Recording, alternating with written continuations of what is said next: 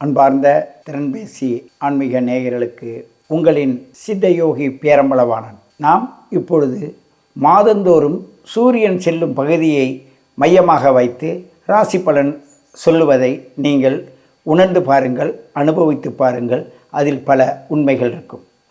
இப்பொழுது வைகாசி மாதத்தில் சூரியன் இருக்கிறது என்றால் வைகாசி முதல் தேதியில், அதாவது எப்பொழுதுமே நாம் சித்திரை என்றாலோ வைகாசி என்றாலோ எந்த மாதத்தை தமிழ் மாதம் எடுத்தாலோ ஆங்கில தேதி 15 தேதியை கிராஸ் பண்ணோம். 15 தேதிக்கு தாண்டி சித்திரை 1 என்றால் அது ஆங்கில தேதிக்கு என்னவான்னா 15/1 16வது தேதியாக இருக்கும். இது எளிமையாக நீங்கள் புரிந்து கொள்வதற்காக சொல்கிறேன். அப்படி இருக்கும்போது இன்றைக்கி சூரியன் எங்கே இருக்கிறார் என்றால் ரிஷபராசியில் இருக்கிறார். இந்த ரிஷபராசியில் செல்லக்கூடிய இந்த சூரியன் என்ன செய்கிறார் என்றால், முதலில் இந்த குரு பெயர்ச்சி அந்த ரிஷபராசியில் இருக்கிறது. இந்த சூரியனும் அங்கே இருக்கிறது.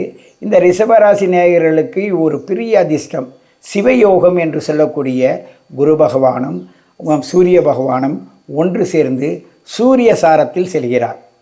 அப்பொழுது சூரிய சாரத்தில் செல்லும்போது சிம்ம ராசிக்காரர்களோ இல்லை அந்த சூரியனை 9ஆம் இடமாக கொண்டவர்களோ, அந்த சூரியனை நல்ல சிறப்பான அவருடைய உச்ச நிலையில் இருப்பதோ கேந்திர கோணங்களில் இருப்பதோ கொண்டவர்களுக்கு இந்த ரிஷபராசி மிகவும் அற்புதமான பலனை தரும். இருந்தபோதிலும் அந்த இடத்தில் அது செல்லும்போது அதற்கு 11ஆம் இடத்தில் ராகு பகவான் இருக்கின்றார்.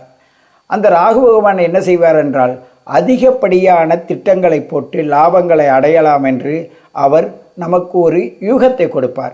அப்படிப்பட்ட யூகத்தின் மூலமாக பொருளாதார ராசி அது. இப்போ சம்பாதிக்க விட்டா வேற நான் எப்போ சம்பாதிக்கிறேன்ற ஒரு எண்ணத்தை கொடுக்கின்ற ராசி இந்த ரிஷப ராசி. இந்த ரிஷப ராசியில் உள்ள மனிதர்கள் எப்பொழுதும் மிகவும் அற்புதமாக பொருள் ஈட்டுவதிலும் பொருளை தேடுவதிலும் பொருளை அடைவதிலும் கவனமாக இருப்பார்கள். தன்னுடைய பொருளை பிறருக்கு கொடுப்பதற்கு முன்ன பின்னதாக இருந்தாலும் பிறரிடமிருந்து எப்படி நாம் சம்பாதிக்கலாம், எப்படி நம்மளை வளர்க்கலாம், எப்படி நம்ம பாதுகாப்பாக இருக்கலாம் என்பதை உணரக்கூடிய ராசி. அந்த இடத்தில் அந்த ராசிக்கு 4வது வீட்டுக்குடைய சூரிய பகவானும் அந்த வீட்டிற்கு 8க்கும் 11க்குடைய குரு பகவானும் அந்த இடத்தில் இருந்து கொண்டிருப்பதால் உங்களுடைய திட்டங்கள் எண்ணங்கள் சிறு சிறு பிரச்சனைகளுக்கு இடையில் நல்லதை தான் செய்யும். அந்த நல்லது செய்வதற்கு ராகுவும் அந்த 11ஆம் இடத்தில் இருப்பதனால் குறுக்கீடான திட்டங்கள் மூலமாக நாம் இதை அடைந்து விடலாம் என்று தயவு செய்து இறங்கி விடாதீர்கள். ஏனென்றால் சிறு திட்டம் பெருந்திட்டமாக மாற்றி கொடுக்கும். அப்படிதான் உங்களுடைய எண்ணங்கள் கொடுக்கும். ஏனென்றால் அந்த ராகு பகவான் புதனின் சாரத்தில் இருக்கிறார்.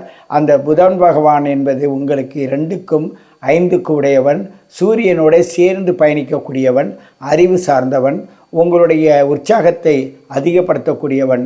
இவர்கள் 2 பேரும் நமக்கு நல்ல நிலையில் இருப்பதால் இந்த ரிஷபராசி நேயர்கள் இந்த சூரிய பகவானின் அருளாசியால் மிகவும் சீரு சிறப்புமாக வாழ்வதற்கான சூழ்நிலைதான் இந்த நேரம் சென்று கொண்டிருக்கிறது. இது உங்களுடைய ஜாதகத்தின்படி அந்த சூரியன் கெட்டிருந்தாலோ, அதாவது உங்களுடைய இடத்துக்கு 6-8-12 இருந்தாலோ அல்லது அது நீச்சம் பெற்றிருந்தாலோ பகை பெற்றிருந்தாலோ தான் உங்களுக்கு பாதிப்பு அதிகமாக இருக்கும். அது எந்த நிலையில் இருக்கிறது என்பதை நீங்கள் எங்களுடைய அணுகுமுறையின் போது நாங்கள் அதை விளக்கி சொல்கின்ற ஒரு வாய்ப்பு உங்களுக்கும் கிடைக்கும். அதன் மூலமாக உங்களுக்கு தெளிவான ஒரு முடிவெடுக்கவும் முடியும் என்பதை இதன் மூலம் தெரிவித்துக் கொள்கிறேன்.